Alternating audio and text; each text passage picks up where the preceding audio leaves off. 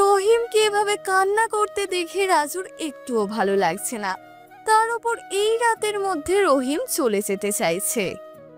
কি জন্য তুই কান্না করতেছিস একবার বলবি আমাকে?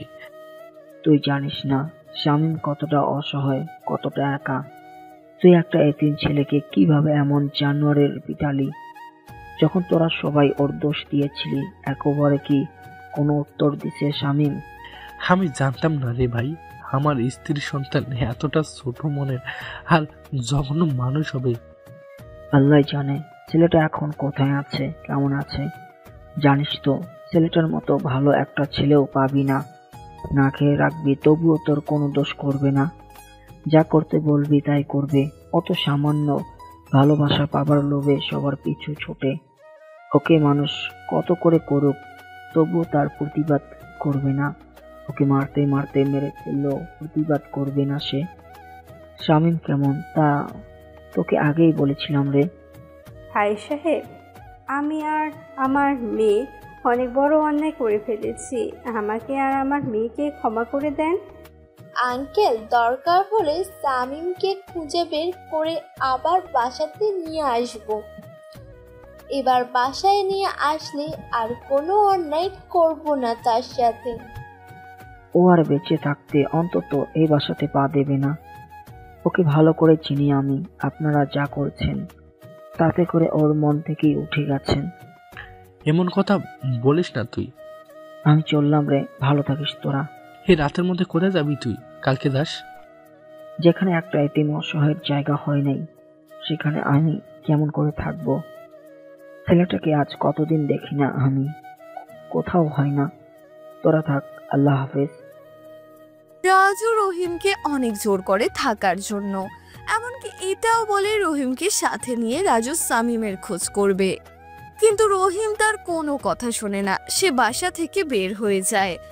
রাত অনেক হয়েছে, এত রাতে কোনো দূরপাল্লার বাস পাওয়া যাবে না।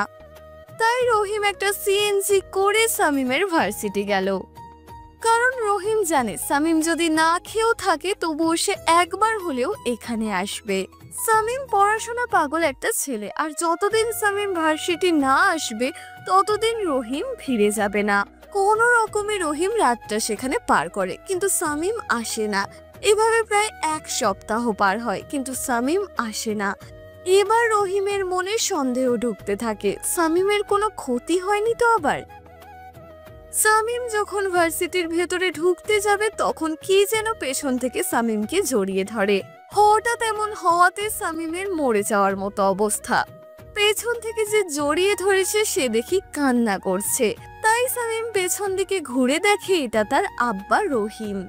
সামিম আর কোনো কথা না ভেবে রহিমকে জড়িয়ে ধরে কেঁদে দেয়। এ যেন বাবা ছেলের পূর্ণ মিলন হচ্ছে। তাদের দুজনের চোখের পানি যেন বাধা মানছে না। আব্বা, তুমি কেমন আছো?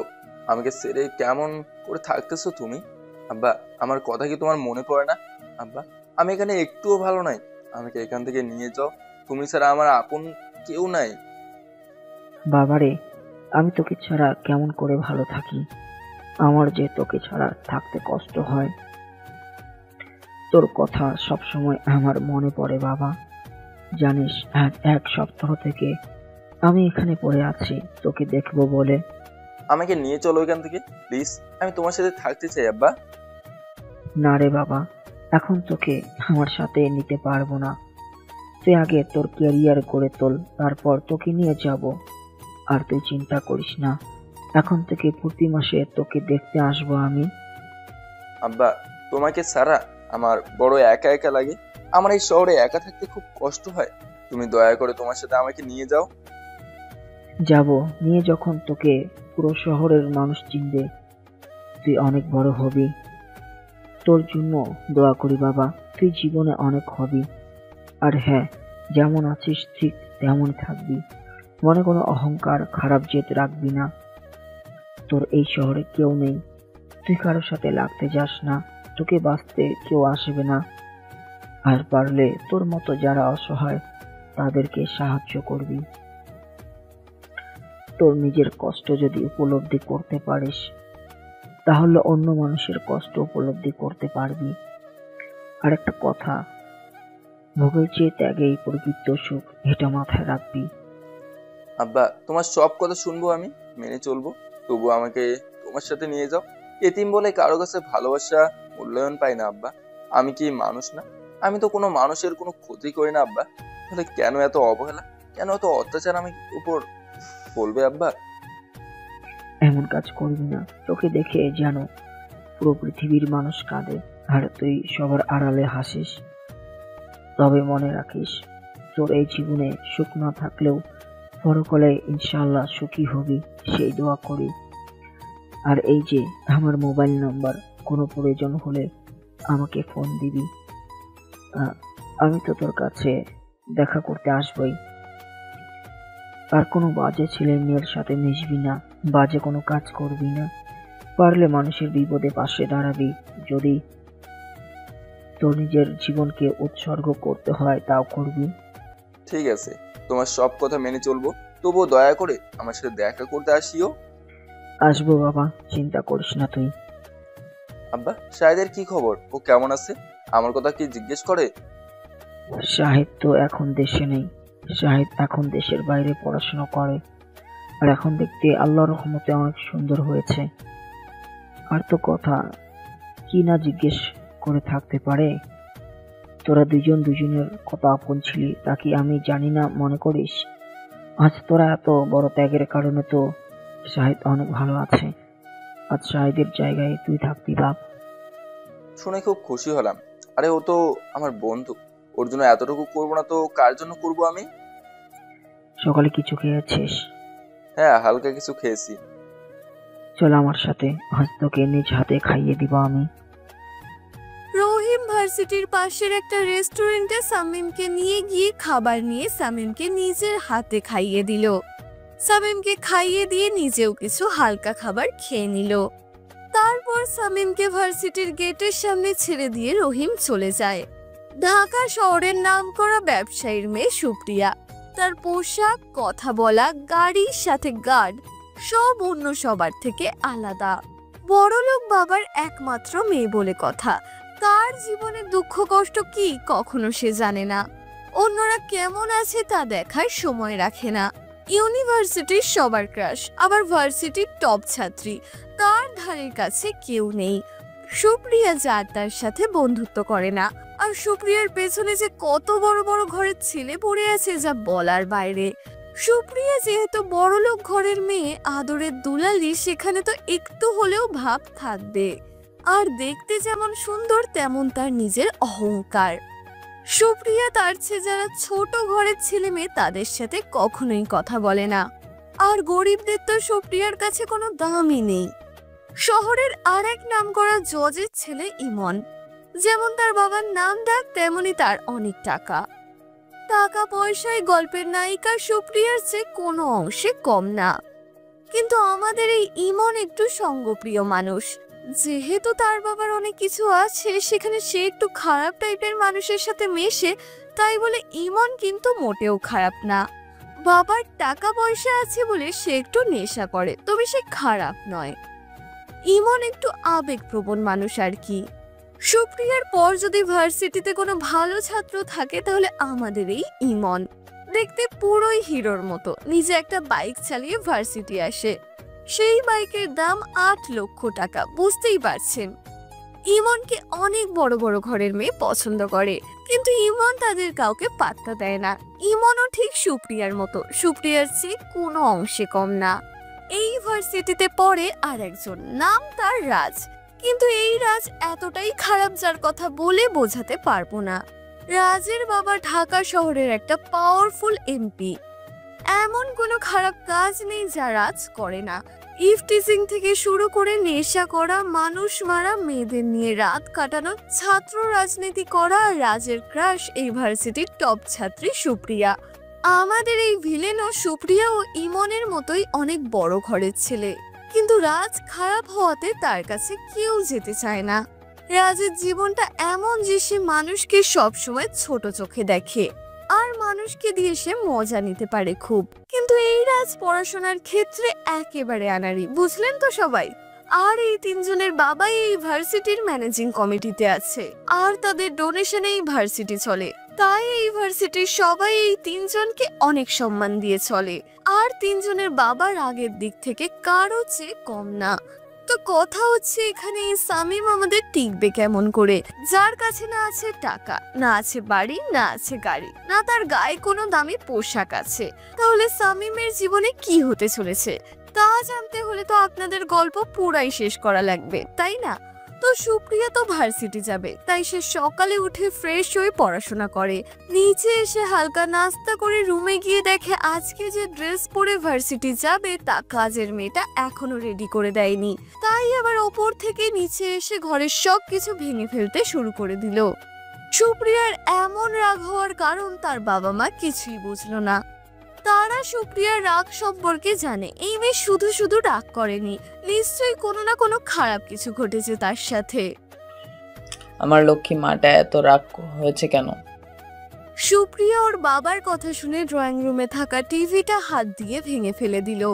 সুপ্রিয়ার বাবা মা আরো বেশি ভয় পেয়ে গেল, না জানি কি হয় আজ। আমাকে বলো মা, কি হয়েছে তোমার? এত রাগ হয়েছে কেন তুমি? ওই কাজের মেয়েটাকে আজকেই বাসা থেকে বের করে দিবে। কেন মা, সে কি করেছে? আমি যে ড্রেসটা পরে ভার্সিটি যাব সেটা সে এখনও রেডি করে নাই। ওকে একটু আয়রন করতে দিয়েছি, কিন্তু এখনও করে নাই। তাই বলে এইভাবে ঘরের জিনিস ভেঙে ফেলবি তুই? আর কতদিনে বড় হবি তুই সেটা বলতো। সুপ্রিয়া এবার দৌড়ে এসে ওর বাবাকে চড়িয়ে কাঁদতে থাকলো। সুপ্রিয়ার বাবা বুঝতে পারলো কেন তার মেয়ে কান্না করছে। আমার মেয়ে পুরো বাসা ভেঙে ফেলবে, তাতে কার কি শুনি? মামুনি, তোমার আরো যেটা যেটা ভাঙার মন চায় সেটা ভেঙে ফেলো তুমি। এত আশকারা দিয়ে মাথায় তুলো না মেয়েকে। মেয়ে এবার বড় হয়েছে, বিয়ে দেওয়ার ব্যবস্থা করো। তোমার এই অতিরিক্ত ভালোবাসার কারণে আজ এমন হয়েছে মেয়েটা। তোমার সমস্যাটা কোথায় সেটা বলো তো। আমি আমার মেয়েকে আদর করি বলে, নাকি রুমের এসব ভেঙেছে বলে? আমার মেয়ে এখন অনেক ছোট, যখন বড় হবে বুঝবে, তখন সব ঠিক হবে, বুঝলে?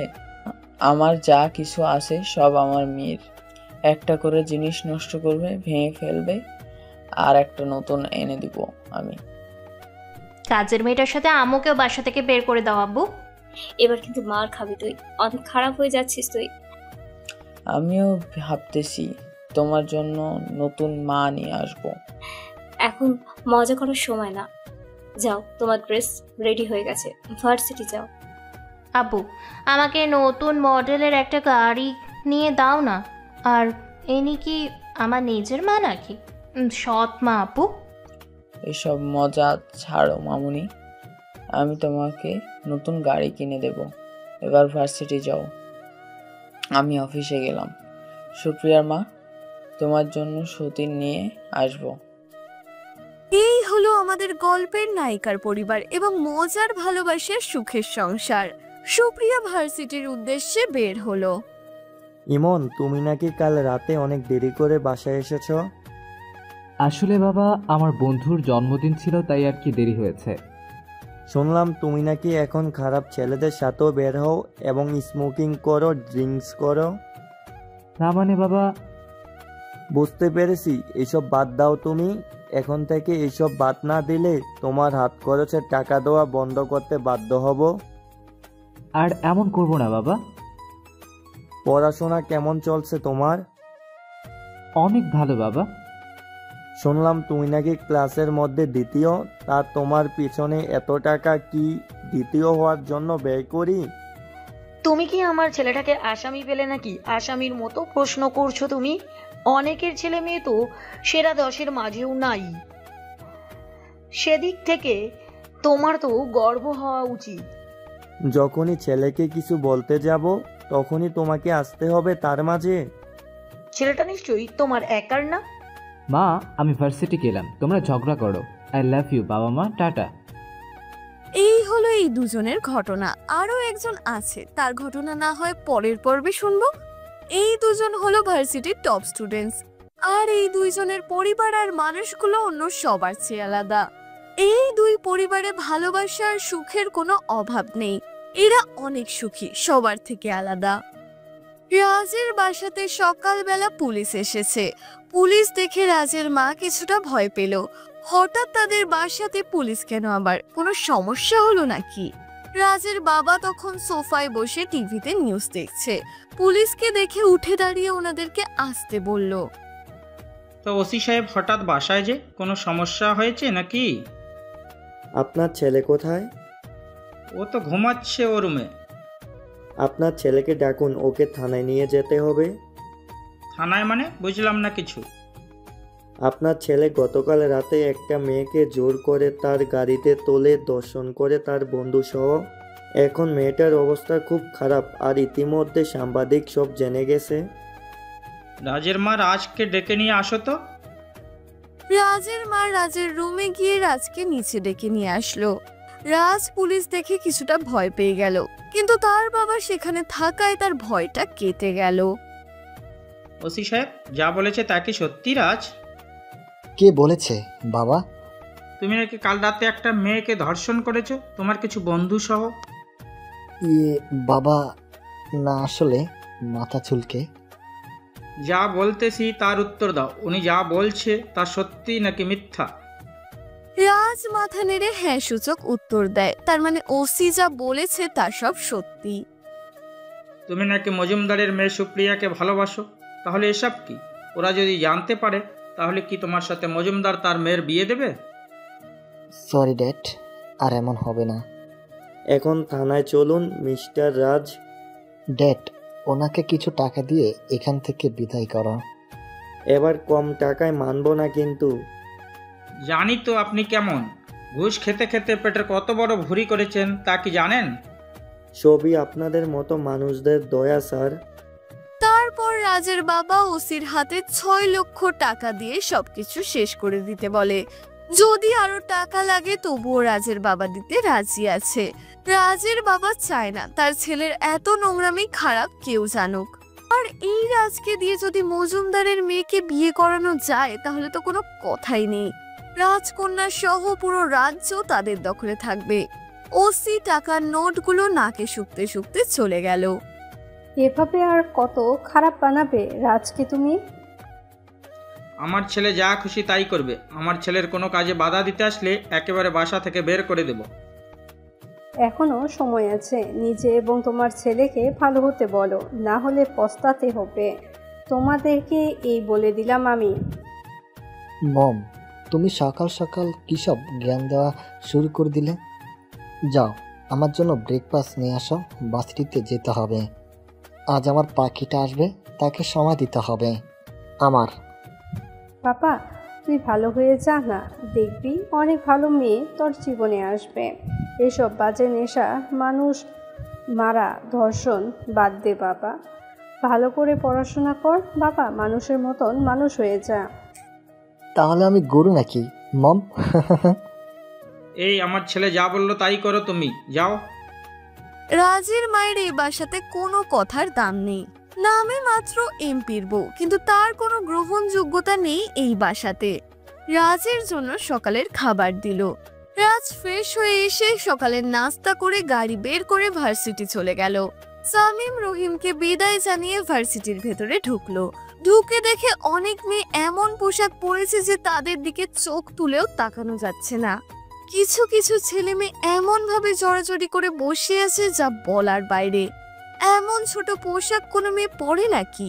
তাই সামিম মাথা নিচে করে আরো সামনের দিকে এগিয়ে যেতে থাকলো। এবার ভার্সিটির সবার চোখ গেল এক অদ্ভুত মানুষের ওপর, আর সেটা হলো আমাদের গল্পের নায়ক সামিম।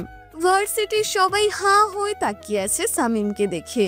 তারা সবাই মনে হয় সামিমকে জোকার বা পাগল মনে করছে। এমন ঢিলা শার্ট প্যান্ট কেউ পরে? মাথার চুল ছোট করে কাটা, তেল দিয়েছে, আবার পায়ে ফুটপাতের থেকে কেনা স্যান্ডেল। সবার জানা মতে এত বড় ভার্সিটিতে এমন বেশি কেউ কখনো আসেইনি। তাহলে এই ছেলেটা কে, আর এমন পাগলের বেশে কাঁধে ব্যাগ নিয়ে কোথায় যায়? সবাই সামিমের দিকে তাকিয়ে হাসাহাসি করছে। সামিম সেই যে মাথা নিচু করে যাচ্ছে, কে কি বলছে তা শোনার ওর কোনো দরকার নেই। আর ভার্সিটির সবাই যে সামিমকে নিয়ে এইসব কথা বলছে সেটা তো সামিম জানে। হঠাৎ করে কে যেন শামীমকে এই যে পাগল ওদিকে কোথায় যাও বলে ডাক দিল, কিন্তু শামীম শোনার পরও মনে করলো অন্য কাউকে ডাক দিল মনে হয়। ডাকটা আর অন্য কেউ না, স্বয়ং রাজ নিজে দিয়েছে। কিন্তু রাজের ডাক না শোনায় রাজ আরো বেশ কয়েকবার ডাক দিল, কিন্তু শামীম শুনল না। তাই রাজ এবার তার সাথে দুটো চেলাকে বলল শামীমকে ধরে এখানে নিয়ে আসতে। রাজের কথা মতো দুইজন শামীমের কাছে গেল।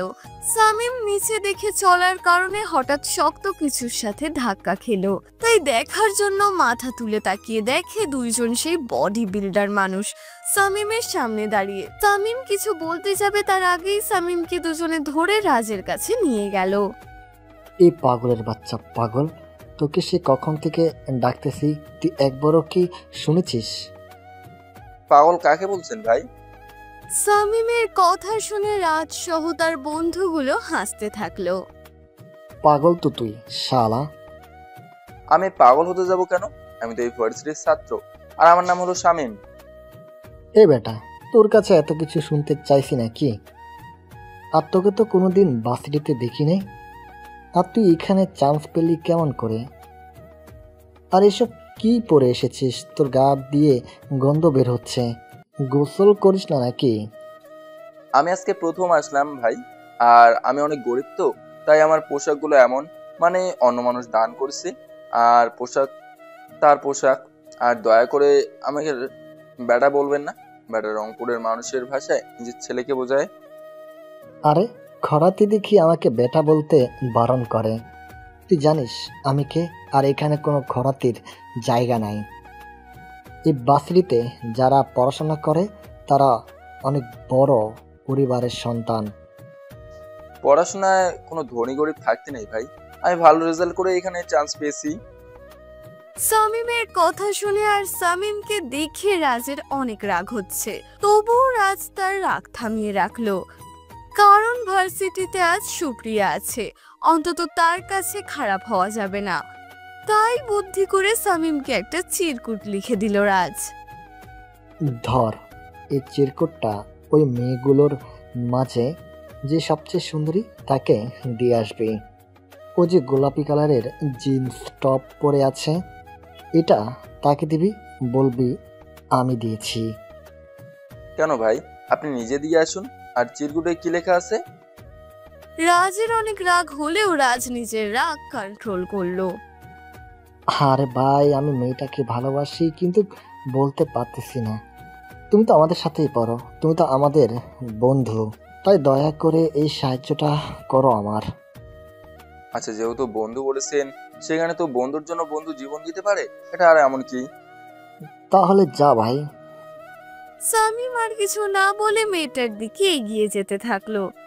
শামীম তো আর জানে না তাকে র্যাগিং করছে রাজ, আর চিরকুটটা সুপ্রিয়াকে দিতে বলেছে। এবার বুঝবে শামীম, কত ধানে কত চাল। রাজ শামীমকে মারতে পারেনি তো কি হয়েছে, এবার শামীমকে কতজন মারে তা টের পাবে শামীম। শামীম চিঠিটা নিয়ে সেই মেয়েগুলোর কাছে গেল। মেয়েগুলো শামীমকে তার কাছে আসা দেখে একটু সরে গেল আর নাকের ওপর হাত দিয়ে চেপে ধরলো। শামীম কাউকে কিছু না বলে চিরকুটটা সুপ্রিয়ার হাতে দিল। সুপ্রিয়া চিরকুটটা নিয়ে পড়ে দেখে প্রেমপত্র, সাথে ডেটিং এ যাওয়ার কথা বলা লেখা আছে। এই জিনিস লেখা দেখে সুপ্রিয়া অনেক রেগে গেল, আর সাথে সাথে নিজের পায়ের হিল জুতো খুলে শামীমের মুখে ইচ্ছে মতো মারতে থাকলো। সুপ্রিয়ার সাথে যে মেয়েগুলো ছিল তারা তো চরম অবাক। এই পাগলের মতো ছেলেটা চিরকুটে সুপ্রিয়াকে কি দিল, যার কারণে সুপ্রিয়া ছেলেটাকে পায়ের হিল জুতো খুলে মারছে? সবার চোখ তখন সুপ্রিয়ার শামীমের ওপর। সেই সময় সেখানে সুপ্রিয়ার গার্ড দুটো আসে, আর তারপর আসে ইমন। ম্যাডাম, কি হয়েছে? এই পাগলের বাচ্চা আমাকে প্রেম পড়তো দেয় আর আমাকে ডেটে যাওয়ার কথা বলে। গার্ডগুলো আর শামীমের মুখ থেকে কোনো কথা শুনতে চাইলো না, তারাও শামীমকে কয়েক ঘাত বসিয়ে দিল। সুপ্রিয়া, তুই আমাকে বলবি না আগে? তুই ছিলি যে ওই মেয়েদের ভিতরে, তোকে কেমন করে বলবো? এই পাগলটাকে উচিত শিক্ষা দে তুই এখন। ইমন এবার শামীমকে মাটি থেকে তুলে দাঁড় করালো। দাঁড় করিয়ে শামীমের দুগালে ঠাস ঠাস করে থাপ্পড় মারতে থাকে। আমাকে আর দয়া করে আর গালে মারবেন না, আমার গাল দুটো খুব ব্যথা করতেছে। মারার হলে আমার পিঠে মারেন ভাই। সামিমের কথা শুনে ইমনের একটু মায়া হলো, তাই আর সে সামিমকে মারল না। আচ্ছা তুই কে রে? তোর তো সাহস কি করে হলো সুপ্রিয়াকে প্রেমপত্র দেওয়ার? ভাই আমি দেই নাই, ওই যে পিছনে ঘুরে দেখে রাজ আর ওর বন্ধুগুলো সেখানে নেই। কিরে বল। ভাই আমি আসতেছিলাম, তখন তিনজন ছেলে আমাকে এই পত্রটা দিয়ে বলে এনাকে যেন দেই, তিনি নাকি এনাকে ভালোবাসে, নিজে বলতে সাহস পাচ্ছে না, তাই আমাকে দিয়েছি দেওয়ার জন্য। কে দিয়েছে নাম বল ছোট লোকের বাচ্চা। তার নাম জানি না, আমি আজকে প্রথম আসলাম আমি ভার্সিটিতে, আর উনি ওইদিকে ছিল, এখন কোথায় গেল জানি না। আমাকে দেখে কি তোর বোকা মনে হয়? নিজে দিয়ে এখন অন্যের কথা বলিস তুই? তোকে তো আজকে মেরে ফেলবো আমি। যেই সামিমকে মারতে যাবে তখন ইমন সুপ্রিয়াকে আটকে দেয়। অনেক মেরেছিস, আর মারিস না। দেখিস না গাল দুটো কেমন কেটে গিয়ে রক্ত বের হচ্ছে। বাদ দে, চল এবার ক্লাসে যাই। আর তুই শোন, এমন ভুল আর দ্বিতীয়বার করিস না, বুঝলি? দেখ না শরীর থেকে কেমন বাজে গন্ধ বেরোচ্ছে। আর পোশাক দেখেছিস, মনে হয় কোনো ডাস্টবিন থেকে উঠে এসেছে। আমার তো একে দেখে বমি বের হবে মনে হয়। আহ বাদ দে না, এবার চল তো তুই। ইমন জোর করে সুপ্রিয়ার হাত টেনে ধরে নিয়ে চলে গেল, আর সামিম বাম হাত দিয়ে গাল দুটো একটু নেড়ে দেখে গাল বেয়ে রক্ত ঝরছে। হায় রে পোড়া কপালি সামিম, তোর কপালে এসব ছাড়া সুখ নেই। সামিম কোনো রকমে মাটি থেকে ব্যাগটা তুলে কাঁধে নিলে সেই সময় রাত চলে আসলো সামিমের কাছে। কি বন্ধু, তোমার মুখ থেকে এমন রক্ত ঝরে কেন? কেউ কি মেরেছে? কেউ তো সামিমের কথা বিশ্বাস করবে না, কাউকে প্রতিবাদ করবে এমন সাহস সামিমের বুকে নেই। এখন থেকে আমাকে বস বলে ডাকবি, আর যা করতে বলবো তাই করবি। আমার কথা যদি না শুনিস তাহলে তোকে কলেজ থেকে বের করে দেবো বেটা। শোন, আমার বাবা এখানকার এমপি, আর এই বাসটিতে ম্যানেজিং কমিটি আছে, বুঝতে পেরেছিস? তুই সামিমকে ধাক্কা দিয়ে নিচে ফেলে দিয়ে চলে গেল রাজ আর তার বন্ধু। সামিম উঠে দাঁড়িয়ে সামনে থাকা ট্যাপের কাছে গিয়ে ট্যাপ ছেড়ে দিয়ে মুখে পানি ছিটে দিতে লাগলো। যতবার মুখে পানি দেয় ততবার সামিমের মুখটা জ্বালা করতে থাকে। কোনো রকমে পানির ছিটা মেরে মুখটা পরিষ্কার করে। মাঠে গিয়ে দূর্বা ঘাস নিয়ে দাঁত দিয়ে পিষে নিজে নিজে মুখে লাগিয়ে দিল। যখন রক্ত পড়া বন্ধ হলো তখন সামিম তার ক্লাসের দিকে গেল। সামিম ক্লাসের সামনে গিয়ে দেখে স্যার আগে থেকেই ক্লাসে আছে, তাই সামিম স্যারের পারমিশন নিয়ে ক্লাসে ঢুকলো। সামিমকে ক্লাসে ঢোকা দেখে ইমন সুপ্রিয়া চরম অবাক হয়ে গেল, আর রাজ তো জানেই। সিটে বসার আগে তোমার পরিচয় দাও, আর তোমার মুখে এসব কিসের দাগ আর রক্তও দেখা যাচ্ছে। সামিম মাথা নিচু করে বলতে থাকে, স্যার আমার কোনো পরিচয় নাই। মানে ফাজলামো করো আমার সাথে? স্যার বেয়াদবি মাফ করবেন স্যার, আসলে আমি যখন খুব ছোট তখন আমার আব্বা মা মারা যায়, গ্রামে একটা এতিমখানায় আছে যেখানে বিদেশের মানুষ চালায়। আমি ছোট থেকে সেখানেই পড়াশোনা করছি আর সেখানেই বড় হয়েছি। আর আমি এতিম তো, অন্যায় না করলেও মানুষের মার খেতে হয়, আর তার চিহ্ন এটাই স্যার। এই ছেলে, তুমি কি এসব পোশাক পরে থাকো? আর তুমি কি গোসল করো না? তোমার শরীর থেকে তো গন্ধ বের হচ্ছে। স্যারের এমন কথা শুনে সকল ছাত্রছাত্রী হাত দিয়ে নাক চেপে ধরল।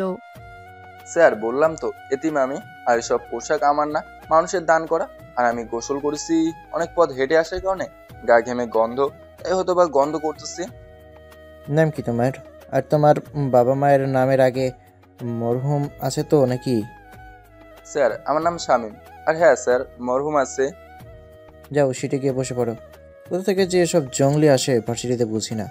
মানুষ গরিব হয়, গরিব মানুষও পড়াশোনা করে, কিন্তু তাই বলে এসব এতিমের বাচ্চা ভার্সিটি আর ভার্সিটিতে থাকলো না। শামীম স্যারের কথা শোনার পরেও কোনো কিছু না বলে সবাই শেষে যে ফাঁকা বেঞ্চ আছে সেখানে গিয়ে বসলো একা। শামীম অন্তত এটা জেনে গেছে যে ওর পাশে কেউ বসবে না, আর কারো পাশে বসতে চাইলেও সে তার পাশে বসতে দেবে না। শামীম বসার পরই স্যার ক্লাস করানো শুরু করে দিল। হঠাৎ একটা পদার্থ বিজ্ঞানের অঙ্ক স্যার নিজেও করতে পারছে না। ক্লাসের সব ভালো ভালো ছাত্রছাত্রীকে বলল, তারাও পারল না। এমনকি সুপ্রিয়া, ইমন তাদের দুজনের একজনও পারল না। পুরো ক্লাসের সবাই তখন হতাশ। স্যার নিজেও বুঝতে পারছে না তিনি কেন করতে পারছেন না। স্যার যখন চলে যেতে যাবে তখন শামীম বেঞ্চ থেকে দাঁড়িয়ে, স্যার যদি অনুমতি দেন অঙ্কটা আমি করে দেই। এখনো কি মজা পেয়েছো নাকি তুমি? আর যেখানে আমি নিজেও করতে পারছি না সেখানে তুমি করবে কি করে? আপনি অনুমতি দিলে করে দিতে পারি। অনেকেই তো বললেন করার জন্য, এবার না হয় আমি চেষ্টা করি। আসো, তোমার জ্ঞান শক্তি দেখি এবার। শামীমের কথা শুনে সব ছাত্রছাত্রী হাসতে থাকলো আর পাগল পাগল বলতে থাকলো। শামীম ওসব কানে না নিয়ে মার্কার পেন আর ডাস্টার হাতে নিয়ে হোয়াইট বোর্ডে গেল। তারপর ধীরে ধীরে অঙ্কটা করতে থাকলো। প্রথমে সবাই হাসাহাসি করলেও পরে সবাই কেমন যেন স্তব্ধ হয়ে গেল শামীমের মনোযোগ বোর্ডে আর অঙ্কটাতে। স্যার তো এক দৃষ্টিতে শামীমকে দেখেই যাচ্ছে। যখন শামীমের অঙ্ক করা শেষ হলো, স্যার দেখেন তো ঠিক আছে কিনা। স্যার এবার দেখলো পুরো অঙ্ক ঠিক আছে।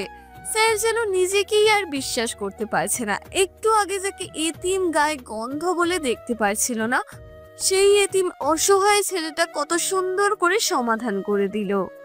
এটা তুমি কেমন করে পারলে? স্যার আমি কিছুদিন আগে এই অধ্যায়ের সবগুলো অঙ্ক নিজে নিজেই সমাধান করেছি। তোমার কোনো টিচার নাই? নিজেই খেতে পারি না, আবার টিচার কোথায় পাবো স্যার? আর আমি তো অন্যদের মতো অন্য কোথাও সময় দেই না, অবসর সময় কাটালে বইকেই সময় দেই স্যার। সরি শামীম, আমি মানুষ চিনতে ভুল করেছি, ক্ষমা করে দিও আমাকে। সি স্যার কি বলেন এসব? আপনি তো আমার পিতা সমতুল্য। আপনি আমাকে বকবেন, মারবেন, যা খুশি বলবেন, এটা কোনো ব্যাপার না। পিতা কি সন্তানকে নানা রকম কথা বলে না? আর সবাই অঙ্কটা নোট করে নাও, আজ আসি। স্যার চলে গেলে শামীম ওর নিজের সিটে বসে আবার বই বের করে মনে মনে পড়তে থাকলো। আর বাকি সবাই অঙ্ক করতে থাকলো। অঙ্ক করা সবার শেষ হলে সবাই শামীমের দিকে অবাক হয়ে দেখছে। কেউ ভাবতে পারছে না শামীম অঙ্কটা করেছে, এবং এত সহজ সরল ছেলে শামীম। সুপ্রিয়া তো মনে মনে নিজেকে গালি দিচ্ছে, কেন সে এমন কাজ করতে গেল শামীমের সাথে। ছেলেটা যে অনেক ভালো ছাত্র আর তার মন মানসিকতাও ভালো, তার প্রমাণ তো মিলে গেল। রাজ তো শামীমকে সহ্য করতে পারে না, এখানেই সবার সামনে সে শামীমকে ধরে মারে। একদিনে ভার্সিটিতে এসে হিরো সাজতে চায় শামীম। এরপর যদি এমন কিছু করা দেখে তো শামীমের অবস্থা খারাপ করে দেবে রাজ। ইমন তো ভাবছে এখন তো আরো একজন তার সামনে চলে গেল। তার বাবা যদি একবার জানতে পারে ইমন ক্লাসের তৃতীয়, তাহলে তো খবর আছে।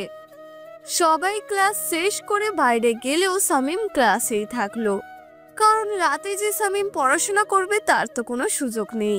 এখান থেকে গিয়েই শামীমকে আবার রিক্সা নিয়ে বের হতে হবে, তাই তো ক্লাসেই পড়াটা শেষ করছে শামীম। ইমন যে সুপ্রিয়াকে ভালোবাসে তা রাজ জানে, কিন্তু রাজ ইমনকে যে সুপ্রিয়ার কাছ থেকে সরাবে তার কোনো উপায় পায় না। ইমন হলো এই ভার্সিটির বক্সিং চ্যাম্পিয়ন, তাকে তো মেরেও থামানো যাবে না, কৌশলে হাঁটতে হবে। সুপ্রিয়া, ইমন আরো বেশ কয়েকজন বড় লোকের ছেলে, মানে ওদের বন্ধু বান্ধবী ক্যান্টিনে বসেছে খাবে বলে। আর ওদের আজকের টপিক হলো শামীম। সবার মাথায় এখন শামীমের কথা। আচ্ছা ইমন, তুই কি বিশ্বাস করিস ওই এতিম ছেলেটা তার মেধা দিয়ে তখন ক্লাসে অঙ্ক করেছে? আমার মনে হয় না তার মেধা দিয়ে করেছে, মনে হয় এটা মুখস্থ বিদ্যা তার, যেখানে একজন শিক্ষক পারলো না আর ও এমনি এমনি করে ফেললো। এটা আমারও মনে হচ্ছে কোনো গন্ডগোল আছে। তাছাড়া কারোর কাছে পড়াশোনাও করে না। আমরা এত টাকা খরচ করে কত কত বড় টিচারের কাছে পড়েও এসব করতে গিয়ে হিমশিম খাই, আর সে কিনা সব করে ফেললো। আরে নতুন এসেছে, হয়তো হিরো সাজতে চাচ্ছে, কয়েকটা দিন যাক, তারপর সব কিছু ঠিক করে ফেলবো, চিন্তা করিস না। ঠিক কথা বলেছিস একেবারে। ওরা ওখানে ঠান্ডা জাতীয় পানীয় পান করলো, আরো কথা বললো। এদিকে রাজকে ভালোবাসে রিমি নামের আরেকটা মেয়ে, কিন্তু রাজ তাকে পাত্তা দেয় না এখন। মানে রাজ ও রিমিকে অনেক ভালোবাসতো, কিন্তু যখন রিমিকে নিয়ে প্রায় হোটেলে আসা যাওয়া করতে থাকে তখন রিমির প্রতি রাজের ভালোবাসা কমতে থাকে। এখন রিমিকে দেখলে রাজ লুকিয়ে থাকে, দেখা দিতে চায় না। আজ রিমি রাজের দেখা পেয়ে গেছে, তাই রিমি রাজের কাছে গেল। তুমি আমাকে দেখলেই এমন পালিয়ে পালিয়ে বেড়াও কেন? আরে শোনা, কোথায় পালিয়ে বেড়াই? আমি তো তোমার মনের ভিতরেই থাকি। আমাকে আর মিথ্যে বলে লাভ নেই, এবার কিন্তু আমার আব্বুকে জানাতে বাধ্য হব আমি। এই রিমির বাবা হচ্ছে সেই ঘুষখোরসি, বুঝেছেন এবার? আর রাজ চায় না রিমির বাবা এসব জানুক। এমনিতেই রাজের নামে অনেক খারাপ রিপোর্ট জমা আছে। এখন যদি রিমি ওসব কথা বলে দেয় তাহলে রাজের আমছালা দুটোই যাবে। তুমি কি আমাকে ভালোবাসো না? তার মানে আমাকে বিশ্বাস করো না? ভালোবাসি আর বিশ্বাস সেটা তো করি, কিন্তু তুমি যে এখন আমাকে দেখা বাদ দিয়ে সারাদিন ওই সুপ্রিয়াকে নিয়ে পড়ে থাকো তা তো জানি আমি। রাজ এবার মনে মনে ভাবতে লাগলো রিমি আবার কেমন করে এসব কথা জানলো। আরে বাবা, ভার্সিটির সবার ক্রাশ সুপ্রিয়া, এত তাকিয়ে থাকি, তার মানে এই না যে আমি তোমাকে ভালোবাসি না। একে একে আবারও সবাই ক্লাসে আসা শুরু করে দিল, আর সামিম তার মতো পড়াশোনা করেই চলেছে। কে আসলো কে গেল তার দেখার সময় সামিমের কাছে নেই। আর সবাই তো সামিমকে দেখে পুরো অবাক। এই কেমন ছেলে, কোথাও যায় না, কারোর সাথে কথা বলে না, মুখে হাসি পর্যন্ত নেই। তাকে দেখলে মনে হয় কত শত চিন্তা যেন সে করছে। সবগুলো ক্লাস শেষ হলে সবাই বের হয়ে যাওয়ার পর সামিম বের হলো। সবাই যে যার কার বাইক গাড়িতে গিয়ে বসলো। আর আমাদের নিয়তি গল্পের নায়ক সামিম আল্লাহর দেওয়া দু চাকার পায়ে হেঁটে চলা শুরু করে দিল, তাও আবার মাথা নিচু করে। সবাই সামিমকে যত দেখছে ততই অবাক হচ্ছে। এর নামই হচ্ছে গরিবী। গরিবরা ঠিক এমন হয়, তাদের কোনো বড় স্বপ্ন নেই, বড় কোনো চাওয়া নেই, দিন শেষে দুমুঠো খেতে পারলেই আলহামদুলিল্লাহ। গ্যারেজে এসে ব্যাগ রেখে পরনের শার্ট প্যান্ট খুলে লুঙ্গি পরে গোসল করতে গেল সামিম, আর সাথে সাথেই শার্ট প্যান্ট ধুয়ে দিল নিজেই। গোসল করে এসে একটু ভাত তরকারি খেয়ে বিশ্রাম নিয়ে রিক্সা নিয়ে বেরিয়ে পড়ল সামিম। বাসায় এসে সুপ্রিয়া বিছানার উপর ব্যাগ আছাড় মেরে রাখলো আর নিজের মাথার চুল টানতে থাকলো। সুপ্রিয়া মানতে পারছে না সামিম প্রথম দিন ভার্সিটিতে এসে এত বড় কঠিন একটা অঙ্ক করলো আর ক্লাস টিচারের কাছে অতি আপন হয়ে গেল, যেখানে সুপ্রিয়া অনেক কষ্টে পড়াশোনা করে সবার মনে জায়গা করে নিয়েছে। সেখানে আজ সামিম নামের এতিম ছেলে একদিনে সব ক্রেডিট নিজের করে নিয়েছে। সুপ্রিয়াকে রাগ করে বাসায় আসতে দেখে ওর মা কিছুটা ভয় পেল। আবার কোনো অঘটন ঘটালো না তো সুপ্রিয়া? তাই তিনি হাতের কাজ শেষ করে সুপ্রিয়ার রুমে গেল। রুমে গিয়ে দেখে সুপ্রিয়া নিজের মাথার চুল টানছে আর বিড়বিড় করে কি যেন বলছে। কিরে মামনি, আজ এত রেগে আছিস যে? আমার রুম থেকে বের হও তো, আমার একটুও ভালো লাগতেছে না, আমাকে একা ছেড়ে দাও আম্মু। সুপ্রিয়ার এমন কথা শুনে ওর মা সুপ্রিয়ার কাছে এগিয়ে গিয়ে বিছানায় বসে সুপ্রিয়াকে তার দিকে ঘুরিয়ে নিয়ে মাথায় হাত বুলিয়ে দিতে থাকলো। আমি তোর মা, তোর সব কথা তুই আমাকে বলতে পারিস। কি আর বলবো আমি, তুমি তো আর এইসব কথা শুনলে আমার পক্ষ নিবে না। দেখো মেয়ের কথা, আমি আমার মেয়ের পক্ষ নিব না তো কার পক্ষ নিব? আর যদি এখানে আমার মেয়ের কোনো দোষ থাকে তাহলে নিজের মেয়ের পক্ষ নিব না? ভার্সিটিতে আজ একটা ছেলে এসেছিল, আমাদের সাথে পড়ে, কিন্তু এতিম আর দেখতে পুরোই পাগলের মতো। কিন্তু আজ প্রথম দিনে এসে পড়াশোনায় আমাকে কাটিয়ে গেছে। এই এতিমদের এত পড়াশোনা করে কি হবে আম্মু? ছি মামনি, এমন করে বলতে নেই, তুমি তো এতিম হতে পারতে। আর সে যেহেতু আজ সব কিছুতেই এগিয়ে ছিল, এখন থেকে তোমাকে তার চেয়েও বেশি পড়াশোনা করতে হবে। এখন থেকে মনে জেদ রাখো নিজের পড়াশোনা ওই ছেলেটার থেকে আরো ভালো করার জন্য। আর মানুষ হয়ে আর একটা মানুষ সম্পর্কে এমন করে বলতে নেই মামনি। এখন শোনা হয়ে গেছে, তুমি যাও। আর তোমার কথাও শুনেছি, তোমার থেকে আব্বুকে কেন এত ভালোবাসি জানো? কারণ আমার আব্বু আমার দুঃখটা বোঝে, আর তুমি দিলে আমাকে জ্ঞান।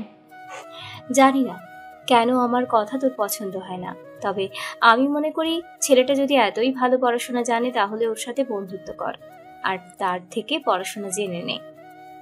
হাও ফানি আম্মু, আমি যাব ওই ছোট লোক এতিমের বাচ্চার কাছে? এটা ভাবলে কি করে তুমি? এবার থেকে দেখতে থাকো আমি কি করি। আব্বুকে বলে ওটাকে ভার্সিটি থেকে বের করে দিব। ইমন বাসায় এসে ব্যাগটা সোফায় রেখে ওর মাকে জড়িয়ে ধরলো। ইমনের মা বুঝতে পারলো এটা তার ছেলে ইমন, তাই পেছনে আর না ঘুরে ওই অবস্থায় বলতে থাকলো, আমার আব্বুটার আজ কি হয়েছে এইভাবে আমাকে জড়িয়ে ধরলো যে হঠাৎ? কলেজের সব কথা বলল। কাজটা তুই ঠিক করিস নাই। একটা এতিম অসহায় ছেলেকে মারার আগে তোর ভাবা উচিত ছিল। কিন্তু আম্মু, আমি যে সুপ্রিয়াকে পছন্দ করি, সুপ্রিয়ার সাথে কেউ বেয়াদবি করলে মানতে পারি না। তাই বলে তো কোনো নির্দোষ ছেলেকে মারতে পারিস না। তাহলে এখন কি করব আমি?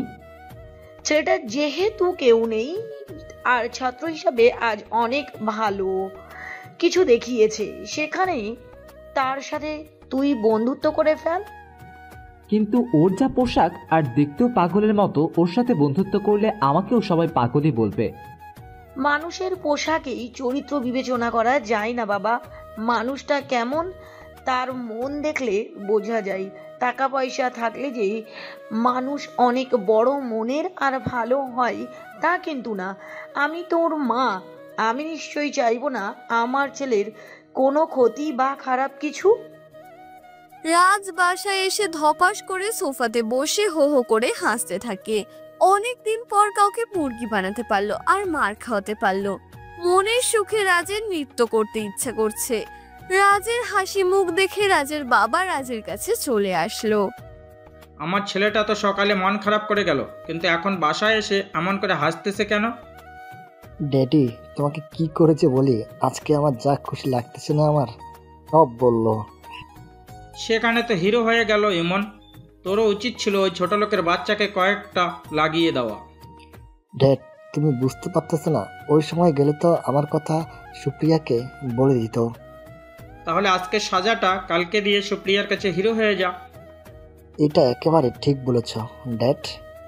এই না হলে তুমি নেতা আর আমি তার ছেলে। শোন, আজ বাসা থেকে কোথাও যাবি না, তোকে ডিবি পুলিশ খোঁজ করতেছে। আর তুই এসব মেয়ের সাথে কেন এত কিছু করতে গেলি? ঠিক আছে বুঝলাম, মন চাইছে বন্ধুরা সহ এনজয় করেছিস, তাকে মেরে ফেলতে পারলি না। আমি তো মনে করেছি কাউকে কিছু বলবে না। আর ওসির মেয়ের থেকে দূরে দূরে থাকবি, বুঝেছিস? ড্যাড বুঝি না ওই শেষরা মেয়ে কেন আমার পিছু ছাড়ে না। ওর কারণে সুপ্রিয়ার কাছে যেতেও পারি না। তাহলে ওই ওসির মেয়েকে কাজে লাগা। ওসি তো আর আমাদের কম টাকা খায়নি, ওর মেয়েকে দিয়ে তোর সব সত্য হাসিল করে নে, বুঝলি? ও ড্যাড ইউ আর গ্রেট, এই চিন্তা তো আমার মাথায় আসে নাই। বিকেল থেকে রাত 11টা পর্যন্ত রিক্সা চালিয়ে আবার গ্যারেজে ফিরে আসলো সামিম। দিনের বেলা সবকিছু ঠিক থাকলেও রাতে সামিমের গাল দুটো প্রচন্ড ব্যথা করতে থাকলো। মুখ দিয়ে যে কথা বলবে, ব্যথার কারণে কোনো কথাই বলতে পারছে না সে। ব্যথার কারণে সামিমের চোখ দিয়ে পানি ঝরছে। সামিমের চোখে পানি দেখে সবাই এগিয়ে আসলো সামিমের কাছে। শামিম, তোর কি হয়েছে? এভাবে কান্না করতেছিস কেন? আমি চুপ কেঁদেই চলেছি। কিরে বাবা, এভাবে কাঁদিস কেন তুই? তোর কি কোনো কিছু হয়েছে নাকি? আরে ভাই, এভাবে কান্না করবি নাকি? বলবি কি হয়েছে? দেখ ভাই, তোর চোখের জল আমরা কেউ সহ্য করতে পারি না। আমি সব কিছু বললাম। বাবা রে, কেন বড় লোকের পিছনে গেলি? বাবা তোকে আর কি বলবো, এই গরিবদের কোনো মূল্য নাই। তোর যদি বাপ মা থাকতো তাহলে তোকে আদর করে খাইয়ে দিয়ে ঘুম পাড়াতো। বুঝেছি শামিম, তোর খুব কষ্ট হচ্ছে। কি করবি বল, সবাই তো আর সবার কষ্ট বোঝে না। কেঁদেই বা কি করবি তুই?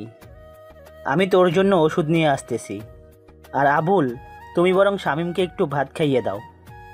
আবুল একা না, গ্যারেজের সবাই সামিমকে এক লোকমা করে খাইয়ে দিতে লাগলো। সামিম খাচ্ছে আর চোখ দিয়ে পানি বের করছে। সত্যি যদি সামিমের বাবা মা থাকতো তাহলে ঠিক এভাবেই আদর করে খাইয়ে দিত, সামিমের চোখের পানি মুছে দিত। কোলে মাথা রেখে সামিম তার কষ্টের কথাগুলো তার মাকে বলতে পারত। সামিমের খাওয়া শেষ হলে আবুল তার ঘাড়ের গামছা দিয়ে সামিমের মুখ মুছে দিল। রফিক তার গামছা দিয়ে সামিমের চোখের পানি মুছে দিল। গ্যারেজ মালিক ডাক্তার নিয়ে এসে সামিমকে দেখায়, তারপর কিছু ওষুধ লিখে দেয়, তার গালে মাখার জন্য ক্রিম দেয়। রাতেই আবুল ফার্মেসি থেকে ডাক্তারের লেখা সব ওষুধ নিয়ে আসে আর ক্রিম লাগিয়ে দেয় সামিমের গালে। পরের দিন আগের মতো করেই ভার্সিটি যায় সামিম। ভেতরে ঢোকার পর রাজ এসে সামিমের সামনে দাঁড়ায়, আর রাজের সাথে সুপ্রিয়াও আছে। সুপ্রিয়াকে দেখে সামিম ভয় খেয়ে যায়। কাল তো আমি ছিলাম না, তুই সুপ্রিয়াকে প্রেম নিমন্ত্রণ করেছিস। আবার ক্লাসে হিরো সাজলি। সুপ্রিয়া ক্লাসের টপ ছাত্রী। কালকে তোর জন্য সুপ্রিয়ার মন অনেক খারাপ ছিল। আজকে তোকে কি করব দেখ। কালকে তো আপনি আমাকে এই তোরা লাঠিটা নিয়ে আয়। রাজের দুই বন্ধু লাঠি নিয়ে এসে রাজের হাতে দেয়। রাজ যখন সামিমকে মারতে যাবে তখন সামিম চোখ বন্ধ করে পিঠ নিচু করে ফেলে, কিন্তু সামিমের গায়ে কোনো আঘাত পড়ে না। সামিম চোখ খুলে দেখে ইমন রাজের লাঠি ধরে ফেলেছে। ইমন, লাঠি ছাড়, আজকে শালাকে শেষ করে দিব। ওর সাহস কি করে হয় সুপ্রিয়াকে প্রেমপত্র দেওয়ার আর ক্লাসে হিরো সাজার? আমি জানি না সুপ্রিয়াকে চিরকুট দিয়েছে, তবে যদি জানতে পারি কে দিয়েছে তাকে আমার এই হাত দিয়ে ইচ্ছে মতো পেটাবো। আর শামীম ভালো পড়াশোনা করেছে বলে কালকে ক্লাসে অঙ্কটা করে দিয়েছে। যেখানে ক্লাস টিচার আমাদের সমাধান দিতে পারে নাই সেখানে শামীম দিয়েছে। এতে করে সবার উপকার হয়েছে, ক্ষতি হয়নি কারোরই। রাজ ইমনের কথা শুনে ভয় পেয়ে গেল। যদি এখন সামিম বলে দেয় রাজ তাকে দিয়ে সুপ্রিয়ার কাছে চিরকুট পাঠিয়েছে, তাহলে তো ইমন রাজকে ছেড়ে কথা বলবে না, আর সুপ্রিয়ার কাছেও খারাপ হয়ে যাবে। ঠিক আছে, বাদ দে, আমি গেলাম। রাজ ভয়ে সেখান থেকে চলে গেল। সুপ্রিয়া যখন চলে যাবে তখন ইমন সুপ্রিয়ার হাত ধরে আটকালো। আটকালি কেন আমাকে? দাঁড়া, আগে শামীমের কাছে শুনবো কে চিঠিটা তোকে দিতে বলেছিল। কে আর দিবে? ওই এতিমের বাচ্চাটা দিচ্ছে। আচ্ছা শামীম, সত্যি কথা বলবে, কে তোমাকে চিঠিটা দিতে বলেছিল? এই যে চলে গেল যে, সে দিছে। তারপর গতকাল সবকিছু বলে দিলাম। ইমন আর সুপ্রিয়া দুজনে অবাক হয়ে গেল। ইমন তো গতকাল থেকে অনুশোচনাতে আছে। আজ শুনে তো ইমনের খুব খারাপ লাগছে। কেন সে না জেনে শুনে একটা অসহায় ছেলেকে মারতে গেল? শামীম, আমাকে ক্ষমা করে দিস তুই। আমি কালকে না জেনে তোর গায়ে হাত তুলেছি। এসব এখন আমার অভ্যাস হয়ে গেছে, আমি কিছু মনে করি নাই, আর আমার কাছে ক্ষমা চাইতেও হবে না। ঠিক আছে, তাহলে আজ থেকে আমরা বন্ধু। আমার না কোনো বন্ধু লাগবে না। কেন? যদি পরে ভুল বুঝে আমাকে ছেড়ে যান বা আবার আমাকে মারেন। আরে ধুর বোকা, এতটা খারাপ আমি না। তোকে কথা দিলাম, তোকে ছেড়েও যাব না, তোকে মারবও না, আর তোকে যে মারতে যাবে তার হাত ভেঙে দিব। কিন্তু আমি যে খুব গরিব, আর আমার চার কোলে কেউ নাই, শুধু আমার মাদ্রাসার শিক্ষক ছাড়া। তুই গরিব হতে পারিস, কিন্তু তোর মনটা অনেক ভালো। আমার তোর সাথে বন্ধুত্ব করতে কোনো সমস্যা নেই।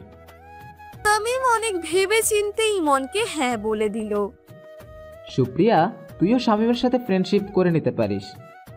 আমি করব ফ্রেন্ডশিপ এই এতিমের সাথে? আমার সাথে কি এর যায় নাকি? তোর যত ইচ্ছে কর, আমি গেলাম। একদিন এই এতিমের জন্য আফসোস করবি, কান্না করবি, এই বলে দিলাম। তারপর ইমন সামিমকে নিয়ে ক্লাসে গেল এবং ইমন সামিমকে তার সাথে বসালো। ইমনের মা ঠিক বলেছে, এই ছেলে কখনো খারাপ হতে পারে না। সেদিনও সামিম ক্লাসে সবাইকে অবাক করে দিয়ে অনেক কিছু সমাধান করে দেয় ক্লাস শিক্ষককে। প্রতিদিন ক্লাস করা, বিকেল বেলা থেকে রাত পর্যন্ত রিক্সা চালানো এবং রাতে এসে নিজে নিজে পড়াশোনা করা। ইমনের সাথে বন্ধুত্বটা অনেক গভীর হয়ে যায় সামিমের। মনে হয় একজন আর একজনের মায়ের পেটের ভাই। ইমন যে পড়াগুলো পারে না সেগুলো ইমন সামিমের কাছ থেকে শিখে নেয়। এখন ইমন সামিমের পাশে থাকায় ভার্সিটিতে কেউ সামিমকে কিচ্ছু বলতে পারে না এবং গায়েও হাত তুলতে পারে না। এর মাঝে রহিম সামিমের সাথে প্রতি মাসে এসে দেখা করে গেছে। রাজ তো সুপ্রিয়ার পেছনে পড়ে আছে, কিন্তু সুপ্রিয়া কোনো পাত্তা দেয় না। রিমি রাজের পিছু ছাড়ছে না, তাই রাজ ও রিমিকে দিয়ে তার স্বার্থ হাসিল করে নিচ্ছে। সুপ্রিয়া এখন একটু হলেও সামিমের জন্য আফসোস করে, কেন তার সাথে ফ্রেন্ডশিপ করলো না সে। ইমন তো আঠার মতো সুপ্রিয়ার পেছনে পড়ে আছে, কিন্তু এখনো ভালোবাসি কথাটা বলতে পারেনি। দেখতে দেখতে প্রায় বছর চলে যায়, আর কিছুদিন পর ওদের ফার্স্ট ইয়ার ফাইনাল এক্সাম। সবাই ধুমছে পড়াশোনা করছে। তো একদিন রাতে সামিম রিক্সা নিয়ে বের হয়েছে। হঠাৎ একটা নির্জন রাস্তার ধারের ঝোপঝাড়ে একটা মেয়ের বাঁচাও বাঁচাও বলে কথা শুনতে পায়। তখন শামীম রিক্সা দাঁড় করিয়ে সেই দিকে যায়। গিয়ে দেখে একটা মেয়েকে 3 জন ছেলে ধর্ষণ করতে চাইছে, কিন্তু শামীম তো একাই, এদের সাথে পারবে না। তাই বুদ্ধি খাটিয়ে একটু দূরে গিয়ে ওই ছেলেগুলোকে ভয় দেখানোর জন্য জোরে জোরে বলছে, পুলিশ স্যার, ওদিকে না, এদিকে 3টে ছেলে একটা মেয়েকে ধরে এনেছে। পুলিশ পুলিশ, এদিকে আসুন। ওই যে ওরা ওই ঝোপের আড়ালে। শামীমের এমন কথা শুনে ছেলে 3টে এমন ভাবে পালালো যে কেউ প্যান্ট হাতে নিয়ে দৌড়, কেউ বা প্যান্ট পরতে পরতে দৌড়, কেউ বা গায়ের শার্ট ফেলে দিয়ে দৌড়। 3 জন যখন চলে গেল তখন শামীম সেখানে এগিয়ে গেল। দেখে মেয়েটার হাত পা বাঁধা আর অন্ধকারে কিছু বোঝা যাচ্ছে না। তাই শামীম মেয়েটাকে কোনো রকমে ধরে রাস্তায় নিয়ে আসলো। রাস্তার ল্যাম্পপোস্টের আলোতে মেয়েটাকে দেখে শামীমের বুকটা কেঁপে উঠলো। মেয়েটা আর কেউ না, রাজু সাহেবের সেই অহংকারী মেয়ে সাথী। সাথীও শামীমকে দেখে অবাক হয়ে গেছে। সাথীর শরীরের পোশাক সব জায়গায় ছিঁড়ে গেছে, এতে করে সাথীর শরীর পুরোই দেখা যাচ্ছে। তাই শামীম তার নিজের গায়ে সেই ঢেলা লম্বা শার্টটা সাথীকে পরিয়ে দিল। সাথীর ঠোঁট কেটে রক্ত বের হচ্ছে, তাই শামীম রিক্সা থেকে পানির বোতলটা সাথীকে এগিয়ে দিল। সাথী পানির বোতলের সবটুকু পানি ঢক ঢক করে খেয়ে ফেললো আর ঠোঁটের কাটা জায়গাটায় পানি দিয়ে পরিষ্কার করলো। তারপর শামীম তার গামছাটা সাথীকে এগিয়ে দিল। সাথী গামছা দিয়ে ভালো করে মুখ মুছে নিল। শামীম সাথীর গায়ে মাথায় আটকে থাকা সব শুকনো পাতা ঝেড়ে দিল। সাথী শামীমের এমন অবাক করা কাণ্ড দেখে কিছুটা অবাক হয়ে গেল। আমাকে তো না বাঁচালেও পারতেন স্যার। সাথীর মুখে স্যার শুনে বেশ অবাক হলো শামীম। ম্যাডাম, আমি জানতাম না ওই ঝোপের আড়ালে আপনি ছিলেন। তবে আপনি কেন যে কেউ হলে তাকে বাঁচানোর চেষ্টা করতাম। আমি আপনার সাথে যা অন্যায় করেছি আপনি চাইলে তো আমার ক্ষতি করতে পারতেন এবং তাদের সাথে যোগ দিতেও পারতেন। ম্যাডাম, আমি এতটাও নিচু মনের ছেলে না। আর মেয়েদের সম্মান দিতে জানি আমি। আপনার ক্ষতি করে ইহকাল পরকাল হারাতে চাই না। সেদিন সেই ঘটনার জন্য কি আমাকে ক্ষমা করা যায় না স্যার? ওসব কিছু আমি ধরে নেই ম্যাডাম। এবার বলুন তো, এত রাতে আপনি এখানে, আর ছেলেগুলো কে ছিল? ওদের সাথে আমি পার্টিতে গিয়েছিলাম, আর ওরা আসার পথে জোর করে ওদের সাথে নিয়ে আসে আর এখানে এসে আমাকে। বুঝেছি ম্যাডাম, যাই হোক, বড় সাহেবের সম্মান রক্ষা হয়েছে। এবার চলুন বাসায় দিয়ে আসি আপনাকে। আপনার শরীরে যে পোশাক দেখে নাক ছিটকেছিলাম, আজ সেই পোশাক আমার সম্মান রক্ষা করলো। আপনার সাথে যা অন্যায় করেছি এতে করে আমি ক্ষমা পাওয়ার কোনো যোগ্যতা রাখি না। এইসব বলেই সাথী শামীমের পা জড়িয়ে ধরে কাঁদতে থাকলো আর শামীম সাথীকে নিচ থেকে তুলে আবার দাঁড় করালো। ম্যাডাম, এসব কি করতেছেন? দেখেন, আমি আপনাকে ক্ষমা করে দিয়েছি। এবার রিকশায় চলুন, আমি আপনাকে পৌঁছে দেই, নাহলে সাহেব আবার চিন্তা করবে। স্যার, আমাকে আবার পড়াবেন? আবার আমাকে ভালো ভালো উপদেশ দিবেন? আপনাকে না বাসার সবাই খুব মিস করে। আপু এখন আমার আর আম্মুর সাথে তেমন প্রয়োজন ছাড়া কথা বলে না। ম্যাডাম, আমি এখন আর কাউকে পড়াই না, আর এখন আমি একজন রিক্সা চালক। এটাই আমার পরিচয় এখন। আর কোনো না বলে দয়া করে রিক্সায় উঠুন। সাথী আর কোনো কথা না বলে রিক্সায় উঠলো আর মনে মনে ভাবলো বাসায় গেলে ঠিক আব্বুকে দিয়ে শামীমকে মানিয়ে নেবে। শামীম রিক্সা চালিয়ে সাথীকে নিয়ে ওদের বাসার সামনে এনে সাথীকে নামিয়ে দিয়ে আর কোনো কথা না বলে রিক্সা নিয়ে শামীম চলে গেল। সাথী যেন ভাবতে পারেনি শামীম তাকে এভাবে নামিয়ে দিয়ে চলে যাবে। গ্যারেজে এসে রিক্সা জমা করে হাত মুখ ধুয়ে শামীম হালকা কিছু খেলো। তারপর অনেক রাত জেগে পড়াশোনা করলো। এভাবে দিন যেতে থাকে। পরীক্ষার সময় শামীম আর সুপ্রিয়া সিট পাশাপাশি হয় আর তার পাশে সিট ছিল ইমনের। প্রথম পরীক্ষার কিছু সময় যাওয়ার পর সুপ্রিয়া আর লিখতে পারে না। এদিকে রাত সবকিছু হুবহু শামীমের কপি করে লিখছে। সুপ্রিয়া এবার কান্না করতে শুরু করে দিল। শামীম সুপ্রিয়ার দিকে তাকালো, দেখলো সুপ্রিয়া কান্না করছে। আপনি কান্না করতেছেন কেন? আমি যেসব দেখে আর পড়ে এসেছি তার মধ্যে এই 3টা ছাড়া বাকিগুলো কমন পড়ে নাই। তাহলে আমার দেখে লিখতে পারেন। আপনি অনেকগুলো প্রশ্ন লিখে ফেলেছেন, আমি এখন কি করে লিখব? শামীম আর কোনো কথা না বলে সুপ্রিয়ার খাতা তার কাছে নিল।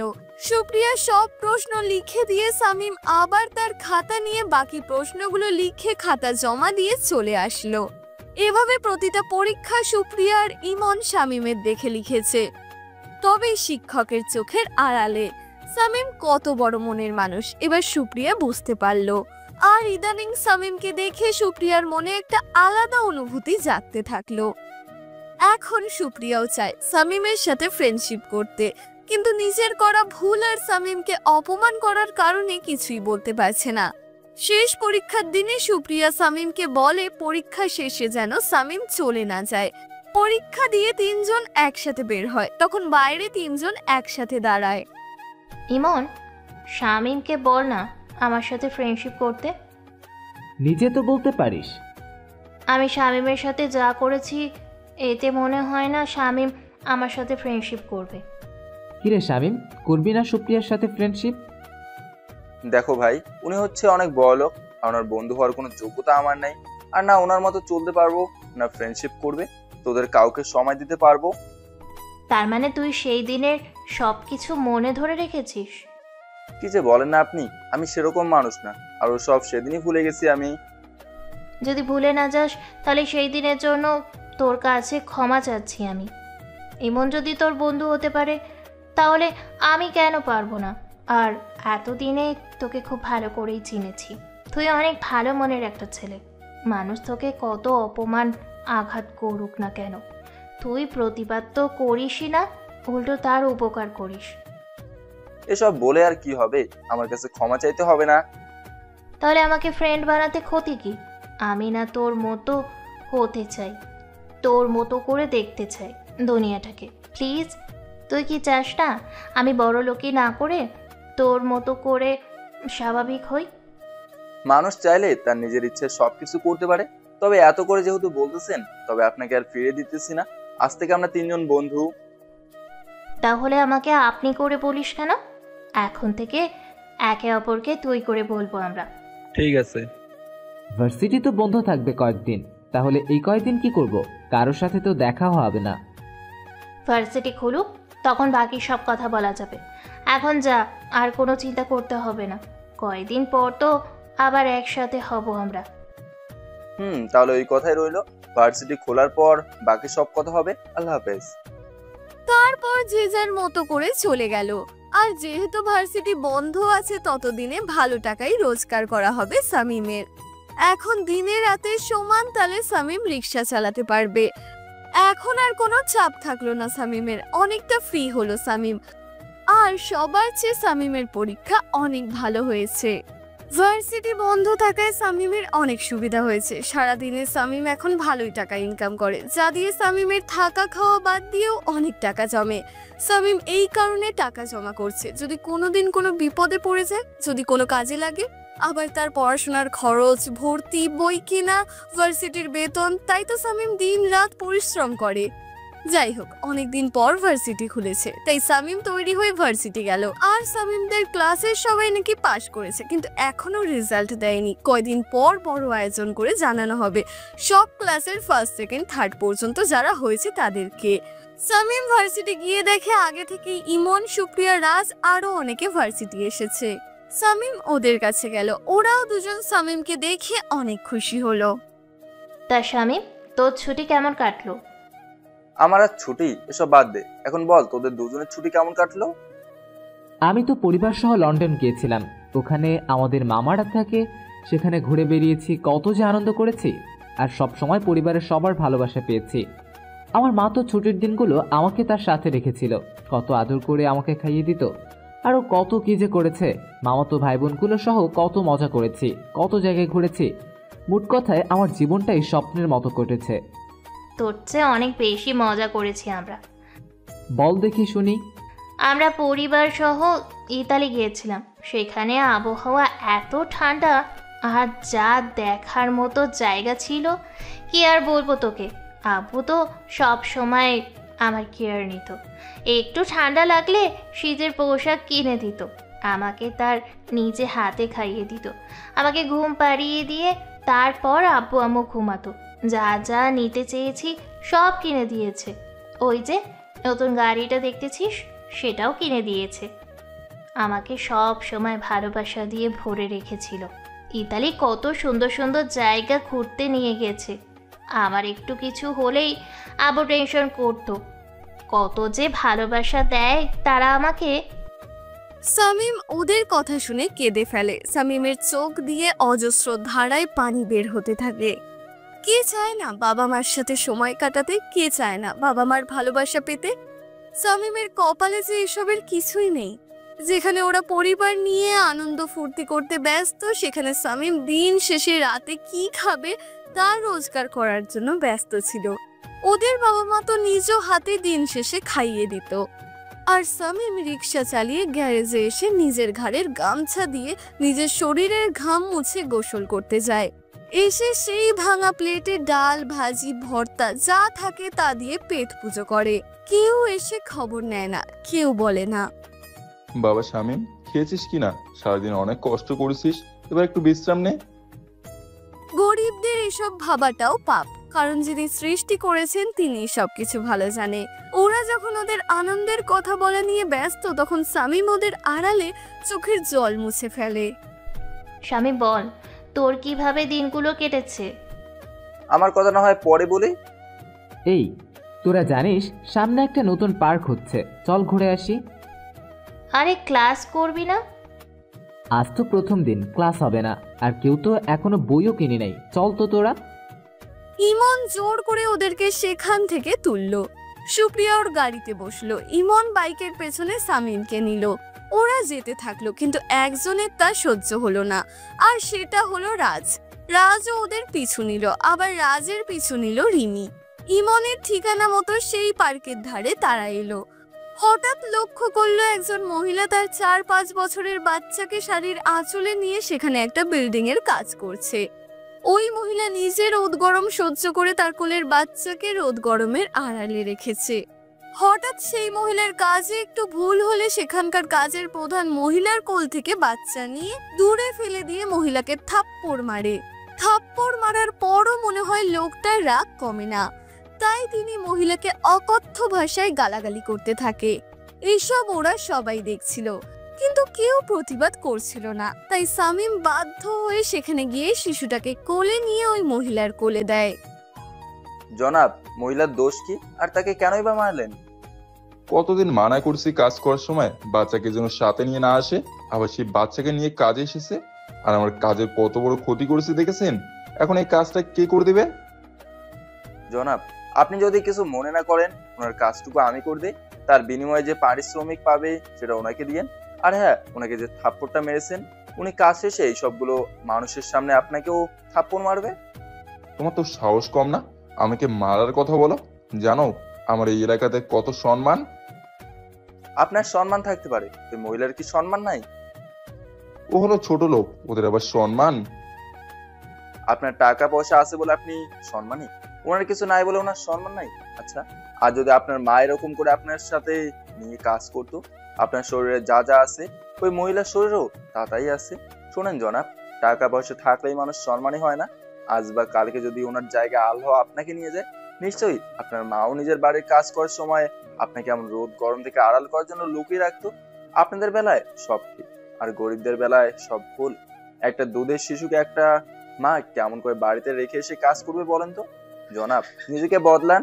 আল্লাহ আজ টাকা পয়সা দিছে বলে মানুষকে কি আপনারা মানুষ বলে মনে করেন না? সামিমের কথা শুনে লোকটা মাথা নিচু করে রাখলো। সত্যি তো, সামিম ঠিক কথাই বলেছে। পেটের ক্ষুধার চেয়ে আর কি বা হতে পারে? তাই তো একটা মা লাজ লজ্জার মাথা খেয়ে এতগুলো পুরুষ লোকের সাথে কাজ করছে। মহিলা গরিব না হলে নিশ্চয়ই কাজ করতে আসতো না। লোকটা মাথা নিচু করে মহিলাকে বলল, বোন, আমাকে মাফ করবেন, আর আপনি কাজ করুন। বলেই লোকটা চলে গেল। এই সমাজ শুধু টাকা পয়সাওয়ালা মানুষকে সম্মান দিতে জানে, যারা সুদ ঘুষ খায় তাদের সম্মান দেয়, যারা বেইমানি করে টাকা রোজগার করে আজ বড় লোক তাদের সবাই সম্মান দেয়, আর যারা নিজের মাথার ঘাম পায়ে ফেলে আয় রোজগার করে তাদের সম্মান দেয় না এই সমাজ, তাদের ঘৃণা আর অসম্মান করতে পারে। শামীমের এমন কাণ্ড দেখে ইমন, সুপ্রিয়া, রিমি অনেকখানি অবাক হলো, আর রাজের মনে মনে রাগ হতে থাকলো। তোর কি এসব করা খুব প্রয়োজন ছিল? আসলাম একটু ঘুরতে, আনন্দ করতে, আর দিলি তো সব মাটি করে। তোদের ছোট একটা কাহিনী বলি, দয়া করে শেষ না হওয়া পর্যন্ত যাস না।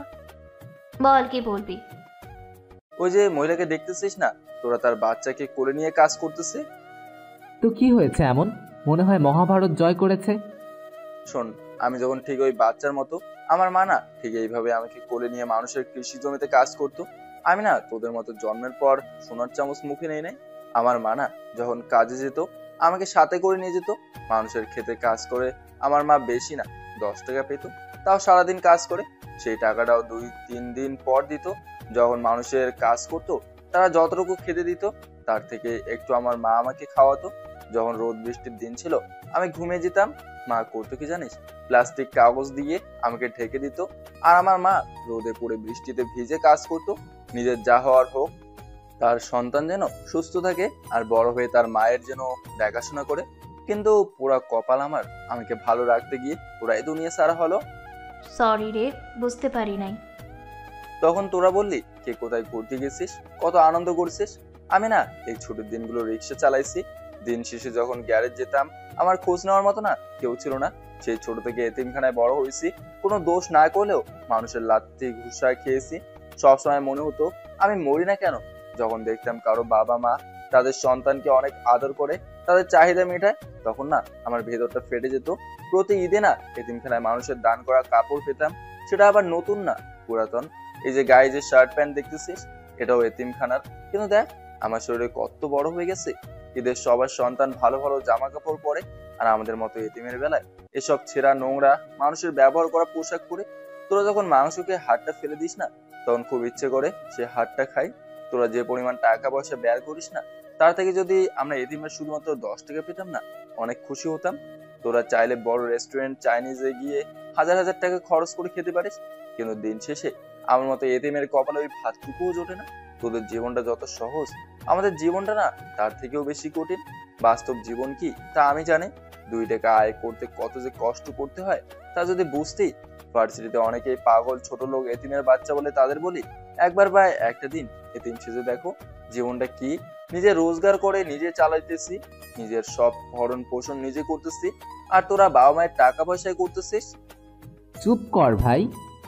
তোরা পরিবার নিয়ে ছুটির সময়গুলো কত মজা করলি, আর আমি দিন রাত রিক্সা চালালাম। তোরা তো ভার্সিটি থেকে বাসে গেলে বাবা মা সবার ভালোবাসা পাস, এমনকি সামান্য ঘেমে গেলে তোদের মায়ের সাথে আঁচলে ঘাম মুছিস।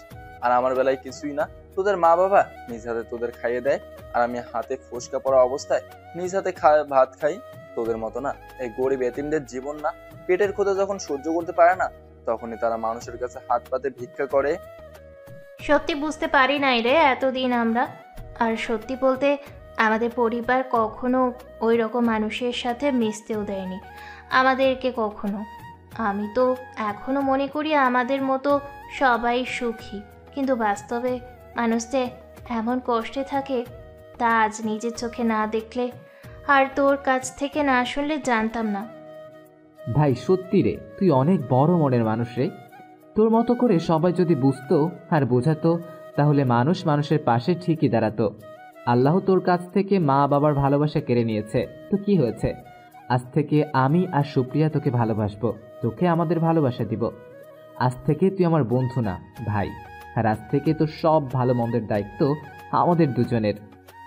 ইমন ঠিক বলেছে শামীম, আজ থেকে আমি তোকে নতুন ভালোবাসা দিব, নতুন করে তোকে নতুন মানুষ হিসেবে সবার সামনে তুলে ধরবো।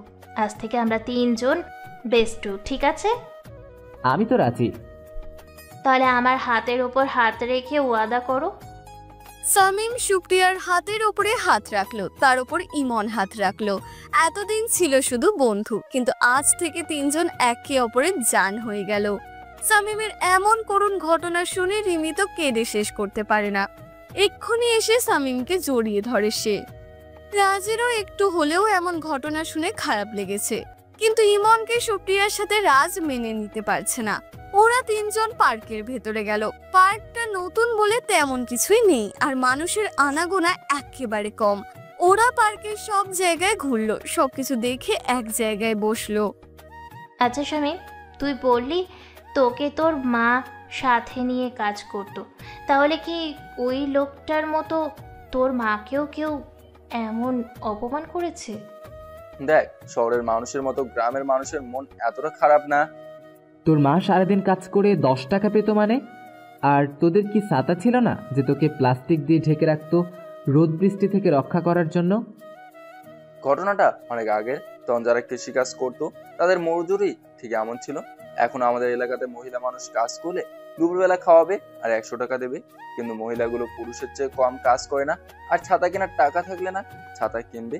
যেখানে প্লাস্টিকের উপর দিয়ে সব করা যায় সেখানে ছাতা কেনার দরকার কি? তুই যে এতিমখানায় ছিলি সেখানে তোর কেউ আপন ছিল না? আর তোরা কি সত্যি ডাল ভাত খেতি নাকি অন্য তরকারি ছিল? এতিমখানায় আপন বলতে আমার একটা বন্ধু ছিল যার নাম শাহেদ। সে আমার অনেক আপন ছিল। তো যাদের বাচ্চা হয় না বা নাই তারা এতিমখানা থেকে বাচ্চা দত্তক নিয়ে যায়। তো এক পরিবার অনেক বড় লোক, টাকা পয়সার অভাব নাই, তারা এসে আমাকে পছন্দ করে, কিন্তু আমি এতিমখানা থেকে যেতে চাই না। তাই আমার বন্ধু শাহেদকে তাদের সাথে পাঠিয়ে দেই।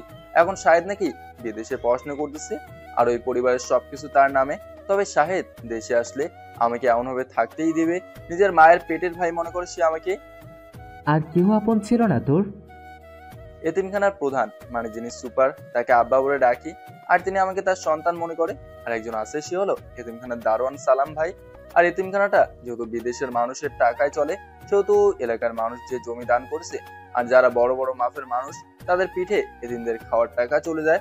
তারা বলে এতিমদের আবার এত ভালো খাবারের দরকার কি? আমাদের এতিমখানায় খুব কম সময়ে ভালো খাবার দেওয়া হয় যখন বিদেশি মানুষগুলো আসে তখন। আর এই এতিমখানাটাই সব ধরনের পড়াশোনা হয়, বাংলা আরবি সব ধরনের। তবে আমাদের এতিমখানাটা মাদ্রাসা ছিল না, তাই আমরা দাওয়াত পেতাম না। তাহলে কি সেখানে পড়াশোনা করেছিস? সেখানেই আমার সব পড়াশোনা। তাহলে তুই ঢাকা শহরে আসলে কি করে? আর তুই তো টিউশন করাতে পারিস। নীলফামারী জেলা কিশোরগঞ্জ, থানা মাগুরা ইউনিয়ন। এতিমখানা থেকে ঢাকা, রাজুর বাসা এবং ভার্সিটি গ্যারেজ সব কথা বলে দিলাম। এবার শামীমের এসব করুণ কথা শুনে ওরা দুজন কেঁদে ফেললো। একটা এতিম ছেলে কতজনের কাছে মার খেয়ে খেয়ে আজ এই জায়গায় এসেছে। আড়াল থেকে রাজ আর রিমি শামীমের বাকি কথাগুলো শুনলো। এই শামীম, এই টাকাটা নিয়ে গিয়ে ঠান্ডা চিপস কিনে নিয়ে আয়, গলাটা শুকিয়ে গেছে। শোন, সাথে মিনারেল ওয়াটার নিয়ে আসবি। শামীম সুপ্রিয়ার কাছ থেকে টাকা নিয়ে ঠান্ডা আর চিপস আনতে গেল। তখন সুপ্রিয়া ইমনকে যা বলল তা শুনে ইমন তো মহা খুশি, আর শামীমের জন্য